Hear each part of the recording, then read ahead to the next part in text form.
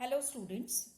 So this is your semester 6. In semester 6 I am going to take your paper 4.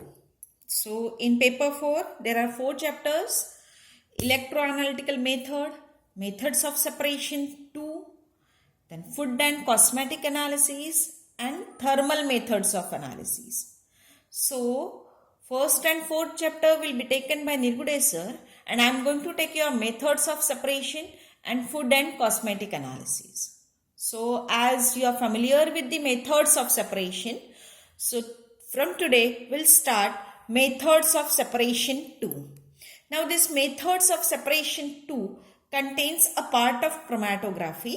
So, chromatography already you have studied in your SYBSE as well as you have studied in your previous SEM. Now, in this chapter, we are going to take methods of separation. We are going to start with the gas chromatography. Gas chromatography. So, just memorize the chromatography of your previous SEM. We have discussed the classification of chromatographic methods. So, in that we have discussed about the gas chromatography. So, gas chromatography is a type of chromatography in which gas is used as a mobile phase. So, gas is an unstable phase. So, it will never be a stationary phase. It is always a mobile phase. Now, stationary phase may be different. That is, it may be solid or it may be liquid. So, depending on the stationary phase, the gas chromatography is divided into two types. That is, gas solid chromatography. Gas solid chromatography and gas liquid chromatography. So, gas solid chromatography is abbreviated as GSC, while gas liquid chromatography is abbreviated as GLC. So, in GSC, the solid is stationary phase. In GLC, the liquid is a stationary phase. Now, when liquid is a stationary phase, at that time, it has a wide range of applications. But when you are going to use the solid as a stationary phase, it has limited applications and even some problems are created by the adsorption process by the solid. So, GLC finds widespread application in all fields. Hence, GLC name is shortened to GC. That means many times when we are going to consider GC, gas chromatography, it indicates that it is a gas liquid chromatography. And as GSC has limited applications, so it is, that means it is applied in very, you can say that few fields. Now, we are going to discuss about the basic principle of this gas chromatography.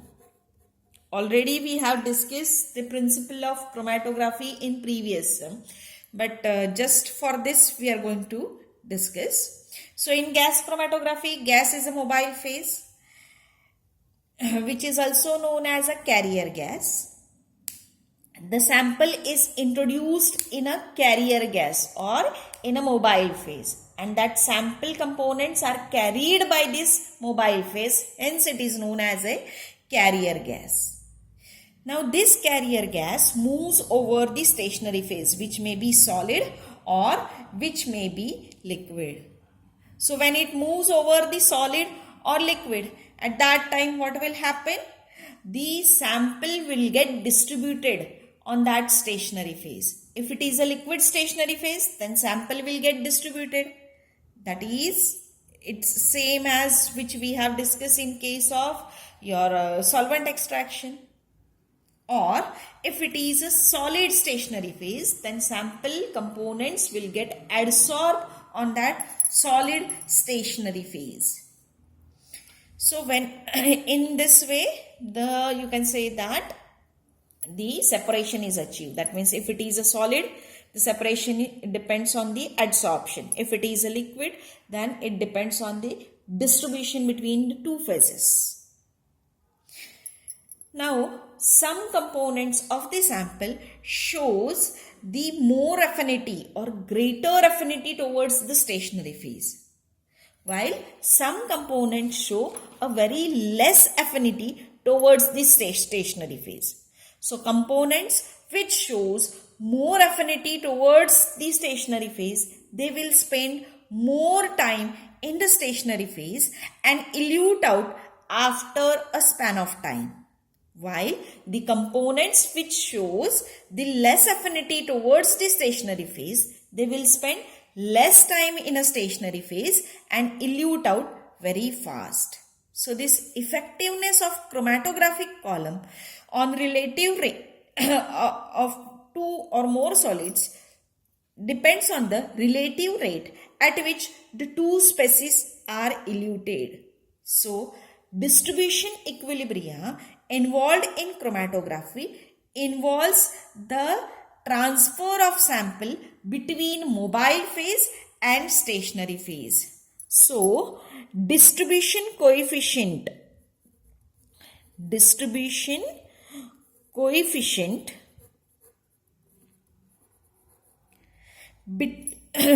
can be given as concentration of solute in stationary phase,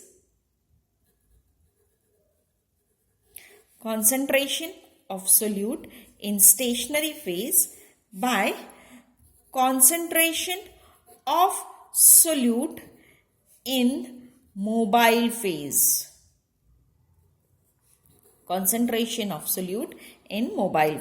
So this distribution coefficient is denoted by K. Concentration of solute in mobile phase, stationary phase is denoted by Cs, while concentration of solute in mobile phase is denoted by Cm. So distribution coefficient K is given as Cs by Cm. Now this rate moment of solute is a product of you can say that rate of mobile phase and the fraction of solute which is present in the mobile phase. What I have told you? The rate moment of the solute is a product of the rate of mobile phase and the fraction of solute present in the mobile phase. So, rate moment of solute is given as rate of the mobile phase, which is denoted by U, multiplied by fraction of solute present in a mobile phase. So it is denoted by Fm. Now we are going to see what is this Fm, fraction of solute present in the mobile phase, or you can say that even fraction of solute present in any phase. Here we have considered the mobile phase. So it is nothing but the molecules of solute present in a mobile phase by the total molecules present in mobile phase and stationary phase. I'll repeat it. It's a ratio of molecules present in the mobile phase by the total number of molecules present in the stationary phase as well as mobile phase. So suppose if we want to find out the number of molecules present in a mobile phase, then it is given as concentration of solute in mobile phase multiplied by volume of mobile phase. So concentration in mobile phase is given as Cm. Volume of mobile phase, we'll consider it as a Vm. Whole is divided by concentration of solute in mobile phase, volume of mobile phase plus concentration of solute in stationary phase into volume of stationary phase. So Fm, fraction of solute present in mobile phase, is a ratio of CMVM by CMVM plus CSVS. I am going to divide this by CMVM. So I am going to divide denominator and numerator by CMVM. So when I am going to divide it at that time, this FM will be equals to CMVM by CMVM. Whole is divided by CMVM by CMVM plus CSVS by CMVM. So this will get cancelled, this will get cancelled. Finally, you can write it as 1 over 1 plus CSVS by CMVM. So instead of writing in continuous manner, I have written like this. 1 plus CS by CM, VS by VM. But as we know, CS by CM is nothing but decay. So we can write it as FM is equals to 1 over 1 plus K into Vs by Vm. So this K into Vs by Vm is denoted by K dash, 1 over 1 plus K dash, where K dash is known as a retention factor. K dash is known as a retention factor. So rate moment of solute, this is a rate moment.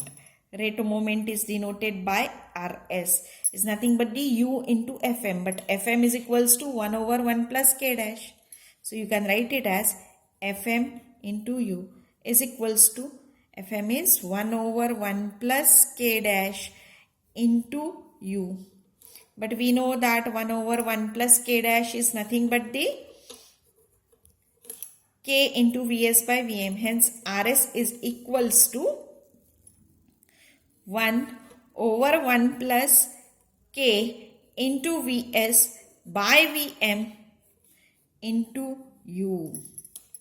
So this is the rate moment of the solute, which is denoted by Rs.